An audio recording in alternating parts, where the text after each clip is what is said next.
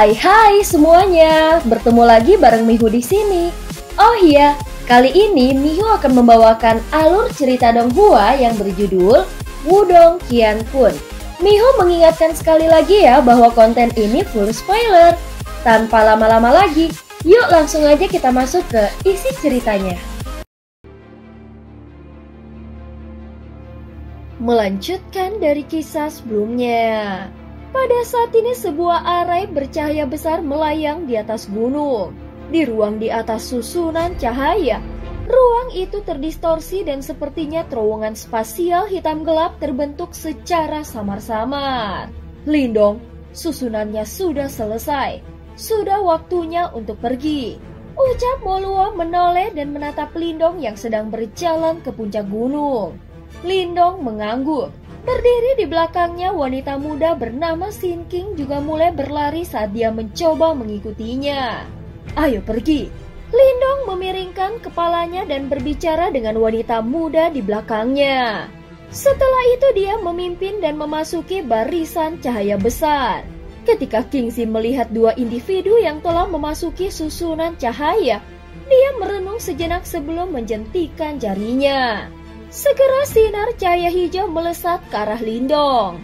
Setelah itu yang terakhir dengan cepat merenggangkan lengannya dan meraihnya. Menurunkan kepalanya untuk melihat itu sebenarnya tulang hijau seukuran telapak tangan. Jika kau memiliki kesempatan, pergilah ke suku naga selama perjalananmu ke wilayah iblis. Kau dapat menggunakan token ini untuk melakukannya. Jika kau ingin penguasaan penuh atas keterampilan naga terwujud surga hijau, ada satu langkah terakhir yang harus kau selesaikan. Ucap suara Kingzi terdengar. Apa? Lindong terkejut. Tulang transformasi naga. Kingzi berbicara dengan suara samar. Ada danau transformasi naga kuno di suku naga. Kau akan dapat menyelesaikan langkah terakhir dan mencapai penguasaan penuh dari keterampilan naga terwujud surga hijau jika kau masuk dan berlatih. Hahaha, tidak mudah untuk memasuki danau transformasi naga kuno.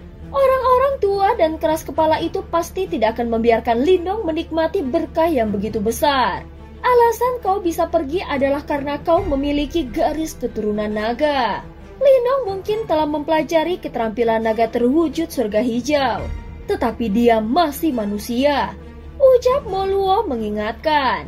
Itu akan tergantung pada afinitasnya. Ucap Kingzi. Lindong mengangguk sedikit.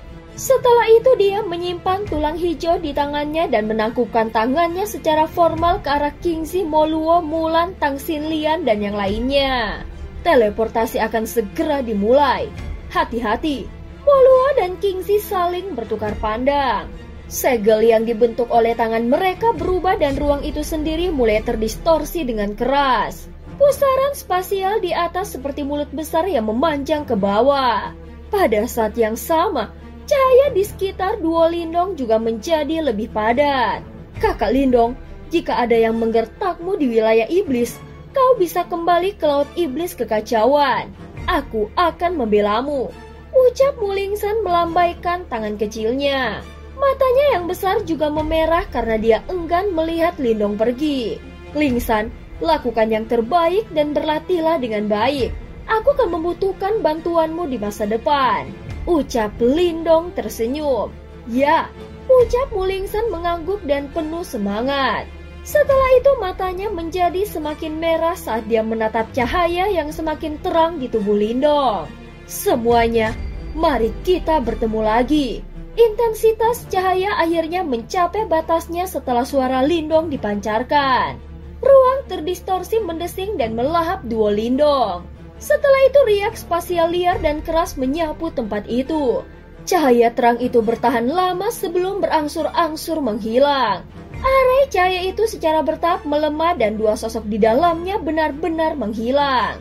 Mereka akhirnya pergi. Moluo melihat ke ruang yang sedang diperbaiki sebelum dia menghela nafas panjang. Aku ingin tahu insiden apa yang akan dibuat oleh si kecil ini begitu dia mencapai wilayah iblis. Ucap Kingzi tersenyum. Moluo juga mengangguk.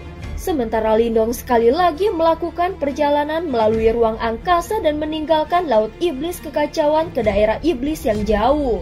Ada juga beberapa peristiwa luar biasa yang terjadi di daerah Suan Timur yang jauh. Di wilayah Suan Timur di Gerbang Yuan, sebagai sekte super paling kuat di wilayah Suan Timur, tempat ini berisik dan semarak sepanjang tahun. Murid yang tak terhitung jumlahnya bolak-balik melalui tempat ini dan ada ekspresi bangga di wajah mereka. Itu adalah kesombongan yang datang dari menjadi anggota sekte terkuat di wilayah ini. Namun terkadang ada beberapa murid yang mengangkat kepala untuk melihat awan gelap yang menutupi langit. Selanjutnya hati mereka terasa sedikit tertekan. Sepertinya baru-baru ini suasana di sekte terasa sedikit salah. Ada satu-satunya gunung jauh di dalam Gerbang Yuan. Aula yang agak bobrok tergeletak di puncak gunung itu. Jaring laba-laba menutupi tempat itu dan ada beberapa serangga hitam sesekali merangkak di atas tempat itu. Aura gelap dan dingin yang samar terpancar darinya. Tempat ini adalah tempat terlarang dari Gerbang Yuan. Bahkan beberapa tetua dilarang masuk. 3 sosok diam-diam duduk jauh di dalam aula ini saat ini. Setelah diperiksa lebih dekat, mereka sebenarnya adalah 3 kepala besar Gerbang Yuan. Namun 3 individu dengan otoritas tertinggi di Gerbang Yuan memiliki ekspresi yang agak menyeramkan dan gelap di mata mereka saat ini. Hua Chen sudah mati. Keheningan panjang menyusul. Akhirnya Ren Yuanzi membuka mulutnya dan berbicara dengan suara serak. Pada saat yang sama yang bernama Susiu juga mati. Keduanya mati di tangan Lindong. Dia benar-benar anak nakal yang membuat hidup kita menjadi sulit. Ekspresi gelap melintas di mata Di Yuanzi saat dia perlahan berkata, saat ini dia telah terlibat dengan aula api ilahi di Laut Iblis Kekacauan. Kepala aula api ilahi itu bernama Moluo, dan dia juga memiliki simbol leluhur berkobar. Lindong, Moluo, dan Raja Naga Hijau itu Kingxi membuat jebakan bersama. Tian Yuanzi bersandar di sandaran kursinya. Sebuah bayangan gelap tersebar, menutupi setengah dari wajahnya. Itu membuatnya terlihat sedikit aneh. Hahaha, Raja Tianming memimpin 3 jenderal besar ke tempat itu. Pada akhirnya 3 jenderal besar terbunuh dan dia sendiri hampir bernasib sama. Faktanya, hanya sebagian dari darah esensinya yang diselamatkan. Sudut mulut Tian Yuanzi berkedut. Dia tiba-tiba menjadi jahat. Bocah itu, dia benar-benar bukan orang yang sederhana. Di Yuanzi dan Ren Yuanzi terdiam. Siapa yang bisa membayangkan bahwa semut kecil yang bisa mereka bunuh dengan 1 jari saat itu akan benar-benar menyebabkan mereka menderita kerugian yang begitu mengerikan. Keberadaan penjara iblis seharusnya terungkap, ucap Tian Yuanzi dengan suara yang samar. Kilatan hitam melintas di mata dua Di Yuanzi. Mereka dengan lembut bertanya, apakah ini akan menyebabkan gangguan besar? Keberadaan mereka akan terungkap cepat atau lambat. Namun demikian, dengan keadaan seperti ini kita harus memajukan rencana kita. Tian Yuanzi membuka matanya yang gelap. Kita harus menaklukkan seluruh wilayah Suan Timur. Hanya ada 1 tuan di wilayah ini. 2 Di Yuanzi bertukar pandang. Setelah itu mereka melihat bayangan gelap di sudut aula. Tampaknya ada ki hitam yang mengalir di tempat itu. Sesaat kemudian, suara lembut dingin yang gelap tiba-tiba menyebar ke seluruh aula. Kita mungkin mulai. Bagaimana dengan aula api ilahi? Tian Yuanzi melihat ke atas aula besar yang bobrok dan bertanya, penjara iblis akan menangani mereka. Yang perlu kau lakukan hanyalah menjaga wilayah Suan Timur. Penjara iblis akan membantumu dari bayang-bayang. Sebuah suara gelap dan dingin dengan tenang menyebar. Tian Yuanzi mengangguk. Dia perlahan berdiri dan melihat keluar aula besar dengan mata yang dipenuhi dengan cahaya hitam. Senyum di sudut mulutnya berangsur-angsur berubah panas. Kalau begitu, biarkan perang dimulai. Aku ingin bocah itu melihat sekte Dao yang hancur saat dia kembali. Sementara awan gelap diam-diam menyelimuti wilayah Suan Timur, ada tempat bersalju sedingin es jarak yang sangat jauh ke arah utara wilayah Suan Timur. Udara dingin yang menakutkan tampaknya membekukan bahkan kekuatan Yuan alami. Ada cahaya biru es samar yang dipancarkan dari bagian terdalam gunung es. Setiap kilatan muncul seolah-olah sedang bernafas. Banyak cahaya biru es samar-samar tampak membentuk simbol leluhur yang kuno. Pada saat yang sama, seorang wanita muda halus dengan rambut biru es panjang yang tersebar duduk di atas teratai es yang mengambang di danau es. Peri sedingin es seperti wanita muda yang duduk di dalam teratai es tiba-tiba membuka mata birunya yang sedingin es. Dia mengangkat kepalanya untuk melihat ke kejauhan sebelum dia mengerutkan alisnya yang cantik. Sepertinya ada sesuatu yang memanggilnya melalui ruang dari arah itu. Es, simbol leluhur es ya. Scene berganti. Terlihat sebuah dataran merah yang benar-benar gelap dan kadang-kadang ada bukit yang berdiri dengan tegak. Pada saat yang sama, sosok Lindong memandang ke langit yang tampak sedikit merah karena warna tanah. Matanya melihat ke arah cakrawala dataran ini tetapi dia tidak dapat melihat apapun. Apakah ini wilayah iblis? Lindong melihat gurun ini dan bergumam. Dia memindai sekelilingnya. Setelah itu dia berbalik dan tanpa daya menatap wanita muda yang tidak sadarkan diri di tanah. Sepertinya kebanyakan orang biasa tidak bisa melakukan teleportasi spasial ini. Lindong berjongkok di samping Sin King. Dia mengulurkan jari-jarinya dan dengan lembut mencubit hidung tinggi wanita muda itu. Setelah itu alis memikat wanita muda itu berkumpul sebelum matanya yang tertutup rapat tiba-tiba terbuka. Segera setelah itu dia dengan takut-takut berkata, "Lindong, Tuan Lindong." Ketika Lindong melihat betapa terkejutnya Sin King, dia memberinya senyuman malu. Melihat tingkah lucu Sin King, Lindong tertawa. "Sepertinya kita telah mencapai wilayah iblis. Bisakah kau memberitahu di mana kita berada?" ucap Lindong. Sin King buru-buru berdiri setelah mendengar kata-katanya. Setelah itu matanya yang besar dengan hati-hati menyapu dataran merah cerah ini. Dia akhirnya menghela nafas lega setelah waktu yang lama. Kemudian sebuah senyuman muncul di wajah kecilnya. "Tuan Lindong, kita seharusnya berada di wilayah perang binatang. Teleportasi berhasil. Ini persis di mana kami ingin pergi." Ketika dia mendengar kata-katanya, Lindong menghela nafas lega. Setelah itu dia bertanya dengan ragu, "Wilayah perang binatang?" "Iya." Sin King mengangguk. Setelah itu dia menjelaskan, daerah iblis sangat luas dan ada banyak wilayah dengan ukuran berbeda. Secara kasar dapat tersegmentasi menjadi wilayah utara, selatan, timur, dan barat. Wilayah perang binatang ini tempat kita berada saat ini seharusnya menjadi persimpangan antara wilayah barat dan utara. Itu juga mengapa tempat ini adalah salah satu daerah paling kacau di wilayah iblis. Oh, Lindong mengangkat alisnya setelah mendengar ini. Mengapa kata-katanya seolah menyeratkan bahwa mereka telah datang ke suatu tempat yang akan menyebabkan dia sakit kepala. Ada perbedaan yang jelas antara berbagai faksi besar di bagian lain dari wilayah iblis. Meski ada konflik antara berbagai faksi besar, itu masih cukup damai. Hanya wilayah perang binatang ini yang selalu penuh dengan konflik. Selain itu, tidak didistribusikan menurut garis suku.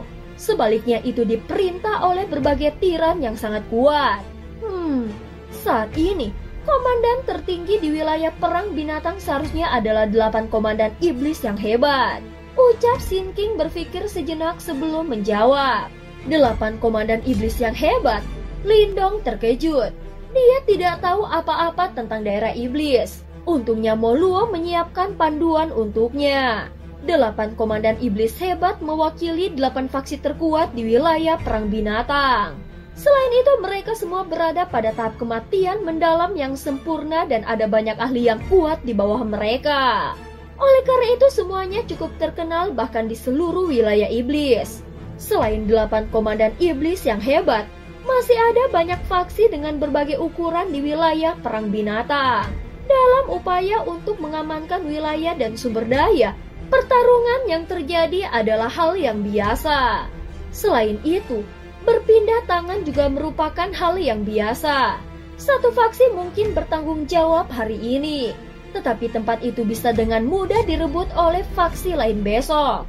Selain itu, pemilik aslinya juga akan dimusnahkan oleh faksi lainnya. Secara komparatif, faksi dari 8 Jenderal Iblis yang hebat jauh lebih stabil. Lindong mengangguk. Ini memang wilayah iblis. Hukum rimba ditampilkan sepenuhnya di tempat ini. Jadi bagaimana kita mencari seseorang di sini? Lindong menggosok kepalanya. Berdasarkan apa yang dikatakan Kingzi, Little Flame seharusnya diteleportasi ke wilayah ini. Namun wilayah ini juga sangat luas dan bukanlah hal yang mudah untuk menemukan seseorang di sini. Sin King melengkungkan mulut kecilnya dan merenung sejenak. Setelah itu matanya yang besar menatap Lindong. Dengan maksud untuk mencari pendapat Lindong, dia bertanya, "Mengapa kita tidak pergi ke sukuku dulu? Sukuku seharusnya tahu lebih banyak daripada aku." Lindong tidak keberatan dengan sarannya saat dia mengangguk. Terlepas dari apa situasinya, informasi yang diperoleh suku tentu lebih baik daripada yang dia bisa lakukan sendiri. Wajah kecil Sin King mengungkapkan kegembiraan setelah dia melihat Lindong menganggukkan kepalanya. Dia menetapkan posisinya sebelum akhirnya mengarahkan tangan kecilnya ke utara dan berkata, "Suku 9 ekorku berada ke arah sana. Jika kita terus bepergian ke arah ini, kita seharusnya bisa mencapainya dalam 5 hari. Ayo bergerak." Lindong tidak berlama-lama. Dia melambaikan tangannya dan berkata, "Iya, aku akan memimpin Tuan Lindong." Kemungkinan besar karena dia bisa kembali ke sukunya. Ada semburat kegembiraan tambahan di wajah wanita muda itu. Setelah itu tubuhnya yang halus melesat ke depan dan langsung menuju ke utara. Lindong juga mengikuti di belakangnya. Sin King, suku 9 ekormu seharusnya cukup kuat kan? Lindong sedang mengamati sekelilingnya saat mereka bepergian.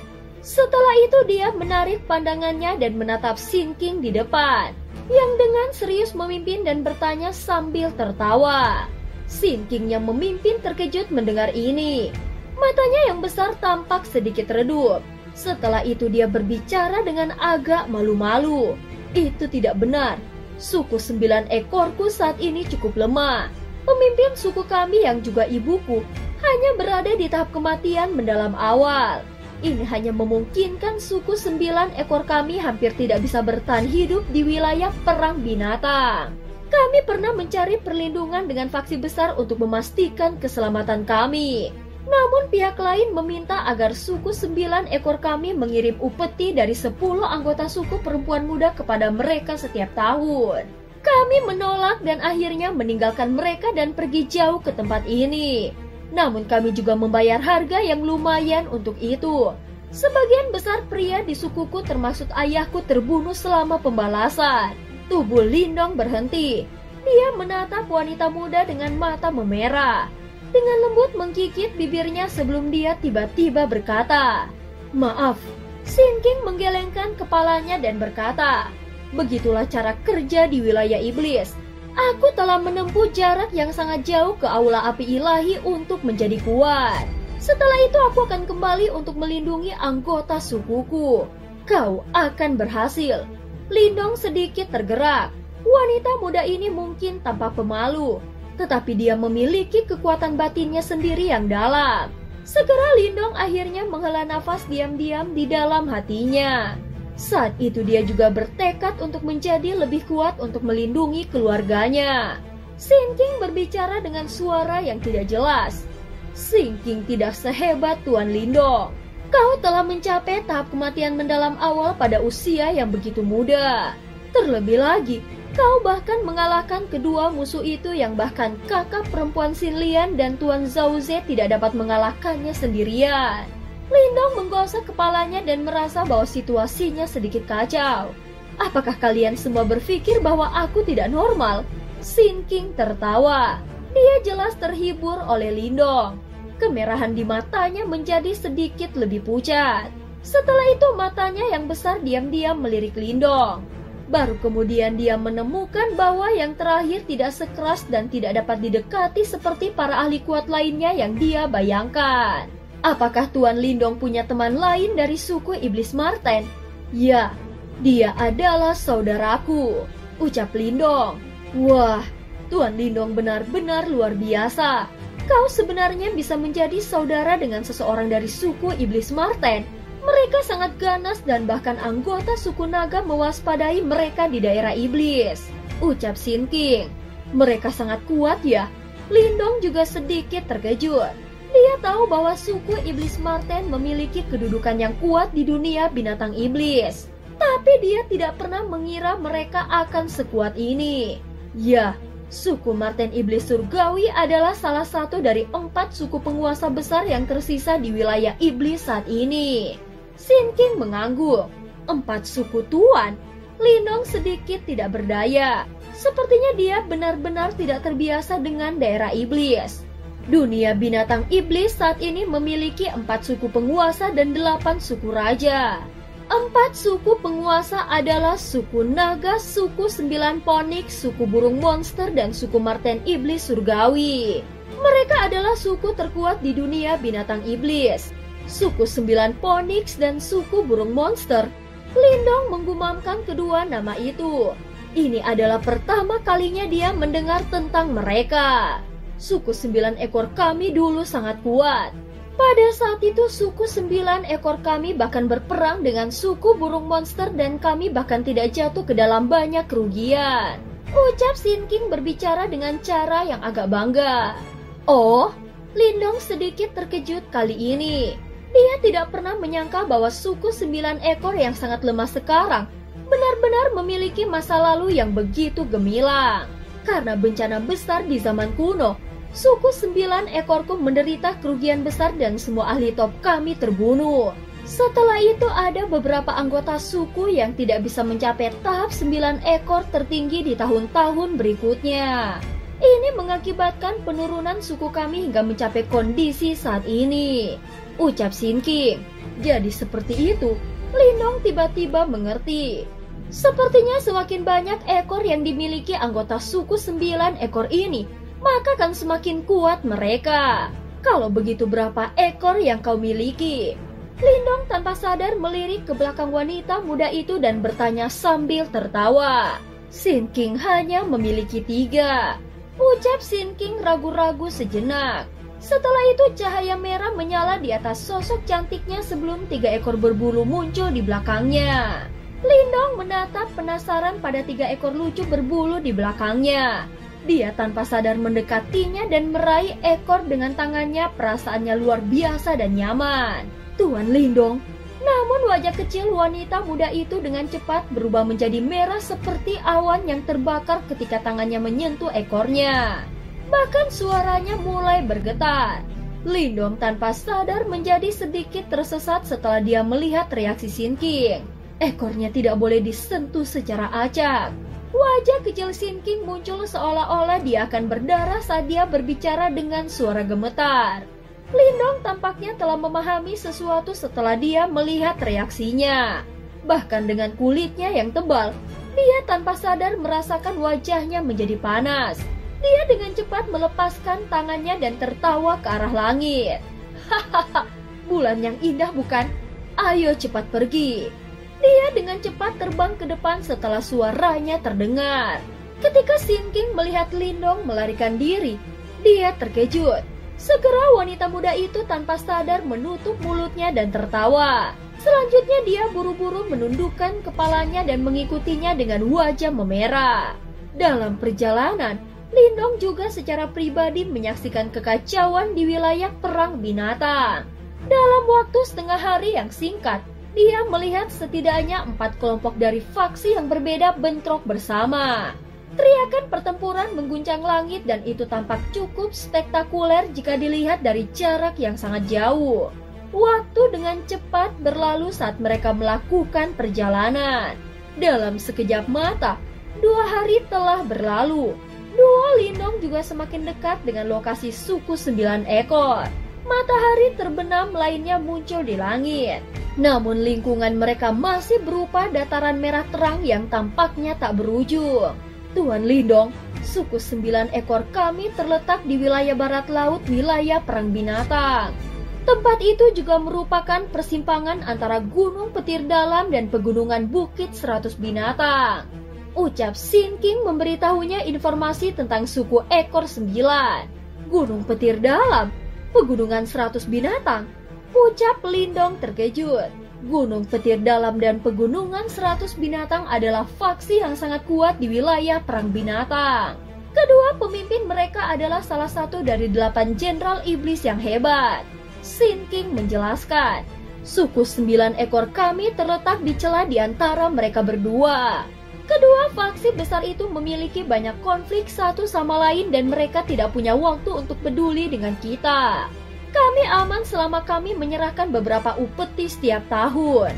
2 komandan iblis hebat dari Gunung Petir Dalam dan pegunungan 100 binatang semuanya berada pada tahap sempurna kematian mendalam. Mereka sangat kuat. Salah satunya dari suku harimau sedangkan yang lain dari suku harimau. Aku tidak yakin tentang ras mereka yang sebenarnya. Suku harimau, ucap Lindong. Dia menatap Sin King dengan terkejut. Setelah beberapa saat ragu-ragu, dia bertanya, apakah itu harimau iblis surgawi? Aku tidak terlalu yakin. Namun teman Tuan Lindong seharusnya sudah tiba di wilayah perang binatang sekitar setahun yang lalu. Di sisi lain, Komandan Iblis dari Gunung Petir Dalam adalah seorang ahli yang telah membuat nama untuk dirinya sendiri di wilayah perang binatang sejak lama. Oleh karena itu aku tidak berpikir bahwa mereka adalah orang yang sama. Sin King merenung sejenak sebelum dia menjawab. Lindong mengangguk setelah mendengar ini. Ini baru setahun lebih. Meskipun Little Flame memiliki fisik yang bermutasi, seharusnya mustahil baginya untuk mencapai tahap sempurna kematian mendalam. Sepertinya aku harus mencarinya perlahan. Dengan pemikiran ini, Lindong menjadi tenang. Dia baru saja akan berbicara ketika ekspresinya berubah. Dia mengangkat kepalanya dan melihat debu membumbung ke langit di kejauhan. Samar-samar mungkin untuk mendengar beberapa tawa dan kutukan ditransmisikan dari jauh. Sikap seperti bandit bisa dirasakan. Sin King melihat debu kuning yang muncul. Sedikit perubahan muncul di wajah kecilnya. Setelah itu dia dengan cemas menatap Lindong. Tuan Lindong, haruskah kita bersembunyi?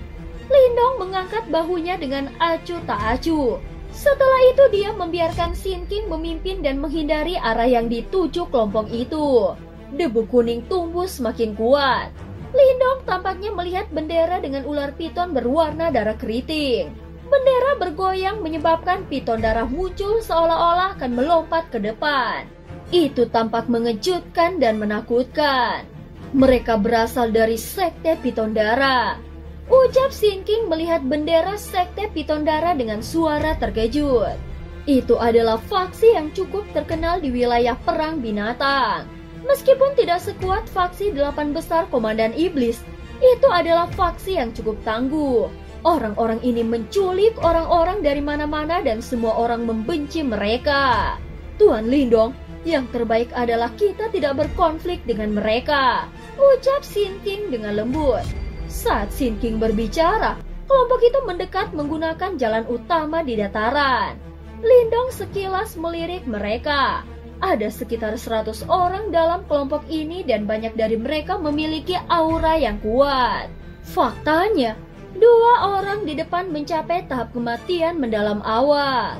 Sepertinya sekte piton darah memang cukup kuat. Kelompok ini berlalu seperti angin puting beliung. Namun jelas bahwa mereka melihat duo Lindong ketika mereka mendekat. Kilatan tajam melintas di beberapa mata mereka. Namun mereka tidak langsung menyerang. Ekspresi Lindong tenang saat dia membiarkan orang-orang itu menatapnya. Di sisi lain, Sin King menarik pakaiannya dan bersembunyi di belakangnya. Meskipun dia masih muda, dia sangat cantik. Oleh karena itu dia juga mengerti apa yang akan terjadi jika orang-orang ini menemukannya. Hahaha, dari mana bocah ini berasal? Apakah dia kawin lari dengan seorang gadis kecil? Ketika kelompok itu berlari melewati mereka, tawa aneh tiba-tiba terdengar.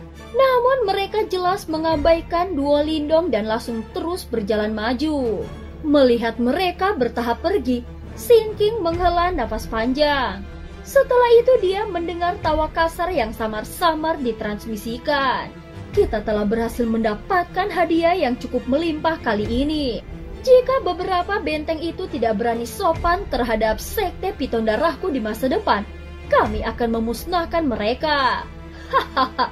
Namun aku tidak pernah berharap untuk bertemu dua anggota suku 9 ekor kali ini. Hahaha. Dua gadis ini benar-benar mempesona. Ada desas-desus bahwa para wanita dari suku 9 ekor semuanya terlahir cantik secara alami. Jika bukan karena fakta kita harus menyajikannya kepada gubernur kota, aku benar-benar ingin mencicipinya. Kau bisa melupakannya. Barang-barang berkualitas tinggi seperti itu bukanlah sesuatu yang bisa kita sentuh.